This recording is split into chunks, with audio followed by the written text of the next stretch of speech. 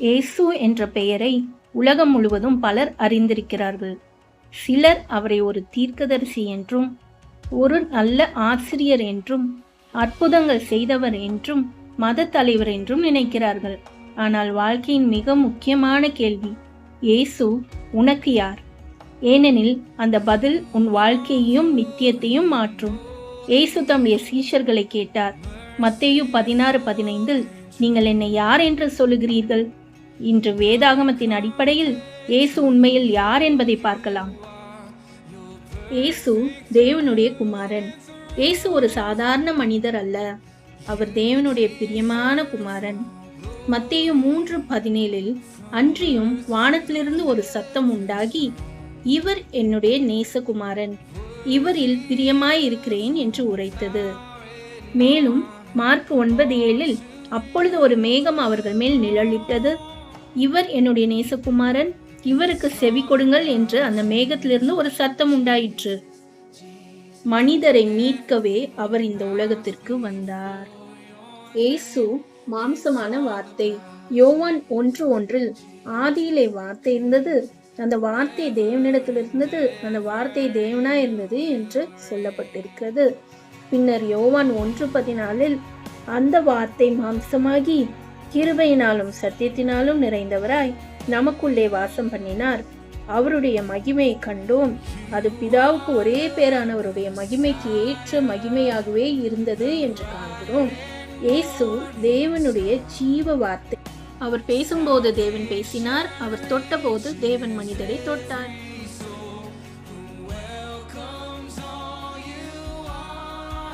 இயேசு இரட்சகர்.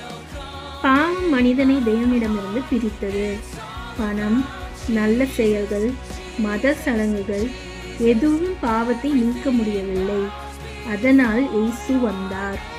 யோவான் 3:16 தேவன் தம்முடைய ஒரே பேரான குமாரனை விசுவசிக்கிறவன் எவனோ அவன் கெட்டு போகாமல் நித்திய ஜீவனை அடையும்படிக்கு அவரை தந்தொருளி இவ்வளவாய் உலகத்தில் அன்பு கூர்ந்தார். சிலுவை பலவீனம் அல்ல, அது அன்பு. இயேசுவே நல்ல மேய்ப்பர். யோவான் 10:11 நானே நல்ல மேய்ப்பன், நல்ல மேய்ப்பன் ஆடுகளுக்காய் தன் ஜீவனையே தருகிறான் என்று இயேசு கூறியுள்ளார்.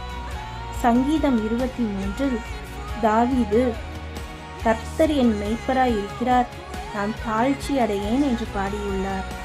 ஒரு நல்ல மேய்ப்பன் வழி நடத்துவான், பாதுகாப்பான், தேடி பிடிப்பான், காப்பாற்றுவான்.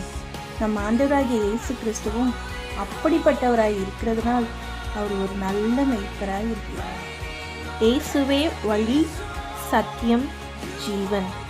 யோவான் 14:6 நானே வழியும் சத்தியமும் ஜீவனுமாய் இருக்கிறேன், என்னாலே அல்லாமல் ஒருவனும் பிதாவினிடத்தில் வரான் என்று இயேசு கூறுகிறார். இயேசு நான் ஒரு வழியை காட்டுகிறேன் என்று சொல்லவில்லை, நானே வழி என்று சொன்னார். இன்று உலகம் பல வழிகளை காண்பித்து கொண்டிருக்கிறது. ஆனால் நம் ஆண்டவராகிய இயேசு கிறிஸ்துவே வழியாய் இருக்கிறார். ரட்சிப்பு இயேசுவின் மூலமாக மட்டுமே வருகிறது.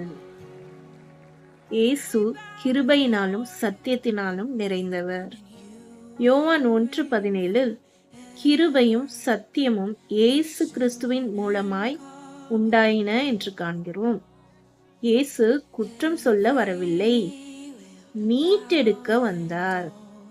அவர் பாவிகளை மன்னித்தார், உடைந்த இருதயங்களை ஆற்றினார், நிராகரிக்கப்பட்டவர்களை ஏற்றுக்கொண்டார். இன்றைக்கும் திக்கற்றவர்களை ஆதரிக்கிற தேவனாகவும் நீதி செய்கிற தேவனாகவும் காணப்படுகிறார். இயேசுவே ராஜா. இயேசு ராஜா, ஆனால் உலக ராஜாக்களைப் போல அல்ல. உலக ராஜாக்கள் உலக அதிகாரத்தை தேடுகிறார்கள், உலக பெருமையை விரும்புகிறார்கள். ஆனால் இயேசு சகேரியா 9:9 சொல்லப்பட்டது போல, இதோ உன் ராஜா உன்னிடத்தில் வருகிறார், அவர் நீதியுள்ளவரும் இரட்சிக்கிறவரும் தாழ்மையுள்ளவரும் கழுதையின் மேலும் கழுதை குட்டியாகிய மரியின் மேலும் ஏறி வருகிறவருமாயிருக்கிறார். மத்தேயு 21:4 இதுவே சொல்லப்பட்டிருக்கிறது. இயேசு சமாதானத்தின் ராஜா. இயேசு உன்னை விட்டு விலகாதவர். இயேசு ஒருபோதும் உன்னை விட்டு போக மாட்டார். மனிதர்கள் உன்னை விட்டு போகலாம், நண்பர்கள் மாறலாம், உலகம் நிராகரிக்கலாம். ஆனால் இயேசு சொன்னார் மத்தேயு 28:20, இதோ உலகத்தின் முடிவு பரியந்தம் சகல நாட்களில் நான் உங்களுடனே கூட இருக்கிறேன் என்றார். அவர் என்றும் உன்னை விட்டு விலகாத தெய்வம்.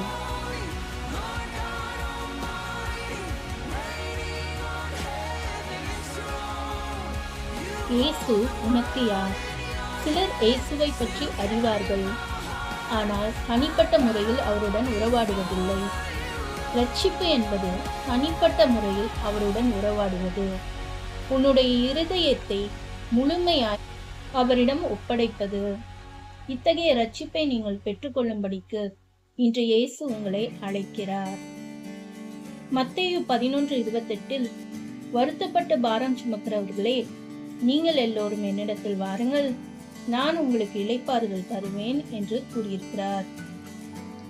இன்றும் நீங்கள் சோர்ந்திருக்கிறீர்களா? பயப்படுகிறீர்களா? உடைந்திருக்கிறீர்களா? தனிமையில் இருக்கிறீர்களா? இயேசு உங்களை அழைக்கிறார்.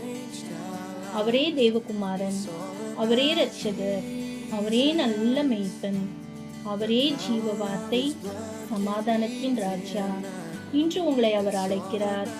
எபிரேயர் 13:8 இயேசு கிறிஸ்து நேற்றும் இன்றும் என்றும் மாறாதவராய் இருக்கிறார் என்று காண்கிறோம். இயேசுவே ஆண்டவர். ஆமென்.